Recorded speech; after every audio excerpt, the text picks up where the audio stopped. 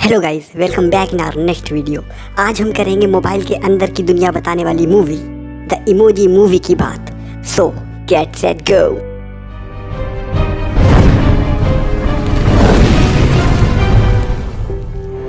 Movie start होती है बाहर से यानी रियल वर्ल्ड से, जहाँ पर दिखाया जाता है कि कैसे हर इंसान की जिंदगी सिर्फ एक छोटे से फोन में सिमट कर रह गई है। जीन जो एलेक्स के फोन का एक छोटा सा इमोजी है, उसका आज पहला दिन है जॉब पर जाने का, और वो ये बताता है कि कैसे टेक्स्टपुर में रहने वाले हर इमोजी को वही काम करना पड़ता है जिसके लिए वो प्रोग्राम्ड है। जैसे कि ये क्रिसमस ट्री, इसको अगले आने वाले क्रिसमस तक सभी को हैप्पी क्रिसमस बोलना है, और क्वीन इमोजी को सिर्फ ताज पहन के पूरा दिन घूमना है। हर इमोजी का वही काम है जिसके लिए वो प्रोग्राम्ड है। ये है जीन, जिसको कभी किसी चीज के लिए चिंता नहीं होती है क्योंकि ये इसी के लिए प्रोग्राम्ड है। लेकिन इसके प्रोग्राम में ग्लिच होने की वजह से ये हर तरह के फेस बना सकता है, और नर्वस होने पर ऑटोमेटिकली इसके फेस एक्सप्रेशंस चेंज होने लगते हैं। जीन टेक्स्ट ऑफिस जाता है और वहाँ उसके पेरेंट्स उसे फर्स्ट डे के लिए विश करते हैं और वो आगे बढ़ता है। टेक्स्टपुर की ओनर स्माइलर उसे समझाती है कि टेक्स्टपुर कैसे काम करता है। स्माइलर उसे बताती है कि यहाँ काम करने वाले हर इमोजी का एक पर्सनल बॉक्स होता है, और यूजर के चुने जाने के बाद स्कैनर के जरिए उसे स्कैन करके भेजा जाता है।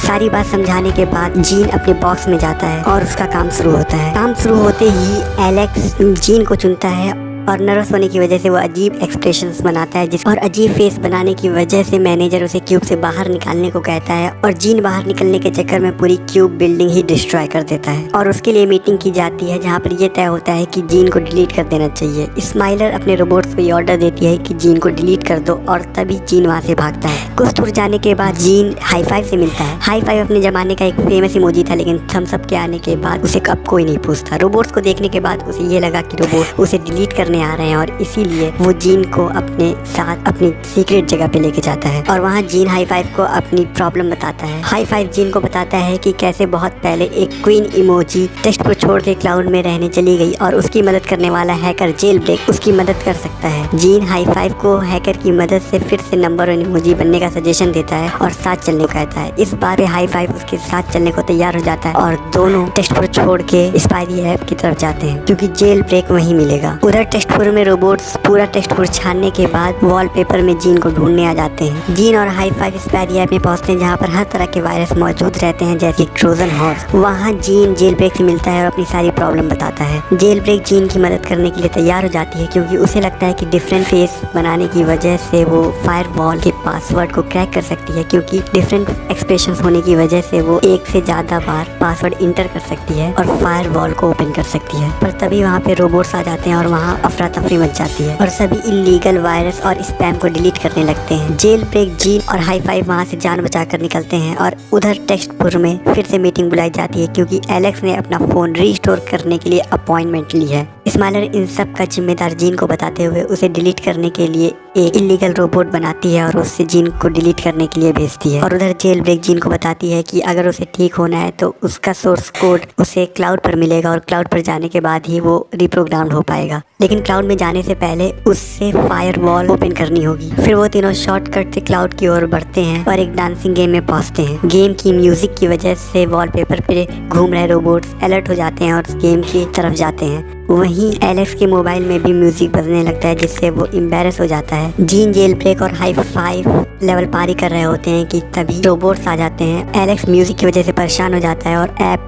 अनइंस्टॉल कर देता है। ऐप अनइंस्टॉल होने की वजह से पूरा ऐप का डेटा ट्रैश में चला जाता है, और साथ में हाई फाइव भी ट्रैश में चला जाता है। उसके बाद जीन और जेल ब्रेक उसे बाहर निकालने का तरीका ढूंढने लगते हैं। एलेक्स को फोन रिस्टोर कराने के बाद प्रॉम्प्ट नाइट पे जाना रहता है, लेकिन उसे ये समझ में नहीं आता कि वो प्रॉम्प्ट नाइट पे जाने के लिए अपनी क्रश से कैसे पूछे कि वो उसके साथ प्रॉम्प्ट नाइट पे जाए। उधर ट्रैश में हाई फाइव को एक पुराना मेल मिलता है जो एलेक्स ने अपनी क्रश के लिए लिखा होता है, लेकिन वो उसे सेंड नहीं करता और ट्रैश में भेज देता है। और तभी जीन उसे बचाने के लिए आ जाता है। ट्रैश से बाहर निकलते ही वो जायंट रोबोट उन लोग के सामने आ जाता है, और वो किसी तरह जान बचा के ड्रॉप बॉक्स में चले जाते हैं। ड्रॉप बॉक्स में वो जायंट रोबोट इंटर नहीं कर पाता क्योंकि वो एक इलीगल डेटा रहता है। ड्रॉप बॉक्स से जीन जेल ब्रेक और हाई फाइव क्लाउड की ओर बढ़ते हैं और फायरवॉल पे पहुंच जाते हैं। फायरवॉल पे कई ट्राई करने के बाद आखिरकार वो फायरवॉल नहीं खोल पाते हैं, और तभी जीन जेल ब्रेक से कहता है कि अगर ये मेरा मोबाइल होता तो मैं इसका पासवर्ड वही रखता जिससे मैं प्यार करता हूँ, यानी मेरी क्रश। और तभी हाई फाइव को वो ट्रैश वाला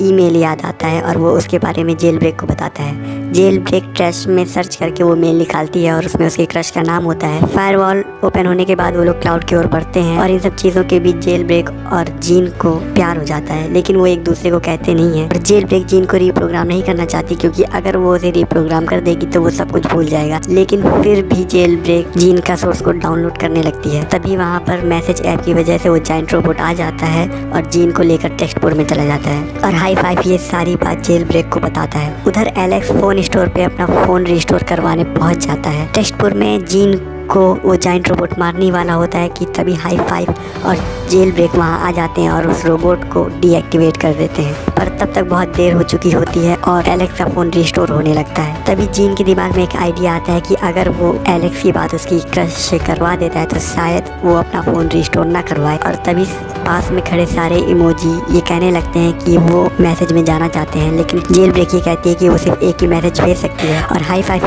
कहता है कि जीन को भेजो क्योंकि उसके पास ये सारे एक्सप्रेशंस हैं। और तभी जेल ब्रेक जीन को मैसेज में भेजती है और जीन डिफरेंट एक्सप्रेशंस बना के मैसेज में चला जाता है। जीन की वजह से एलेक्स की क्रश इम्प्रेस हो जाती है और उसे रिप्लाई करती है, जिसकी वजह से एलेक्स अपना फोन रिस्टोर नहीं करवाता है। सब कुछ सही हो जाने के बाद जेल ब्रेक जो कि एक क्वीन इमोजी होती है वो टेक्स्टपुर को चलाने लगती है और सब लोग खुश रहते हैं। यहाँ पर खत्म होती है द इमोजी मूवी की स्टोरी। अगर आपको ये स्टोरी अच्छी लगी तो लाइक करें, शेयर करें, सब्सक्राइब करें, कमेंट करें और हमें बताएं कि अगली वीडियो आपको किस टॉपिक पे चाहिए। मिलते हैं आपसे अगली वीडियो में, तब तक के लिए बाय बाय।